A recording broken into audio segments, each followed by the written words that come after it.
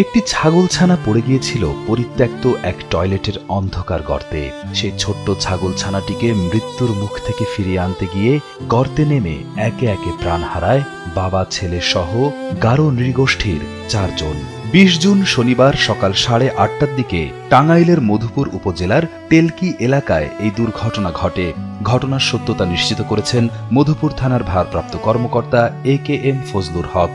তিনি জানান, একটি ছাগল পরিত্যক্ত টয়লেটের গর্তে পড়ে গেলে সেটিকে উদ্ধার করতে প্রথমে একজন গর্তে নামেন। পরে তাকে উদ্ধার করতে গিয়ে পর্যায়ক্রমে আরও কয়েকজন গর্তে প্রবেশ করেন।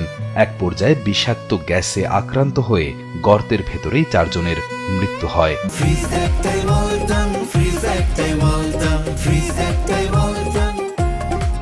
মৃতরা সবাই গারো সম্প্রদায়ের সদস্য এবং একই পরিবারের বলে প্রাথমিকভাবে জানা গেছে। নিহতরা হলেন গ্যাব্রিয়েল নকরেক, রতন নকরেক, বাবলু হাদিমা এবং তার 10 বছরের ছেলে নেইমার মরং। খবর পেয়ে সকাল 9টার দিকে ফায়ার সার্ভিসের একটি দল ঘটনাস্থলে গিয়ে কূপ থেকে লাশগুলো উদ্ধার করে।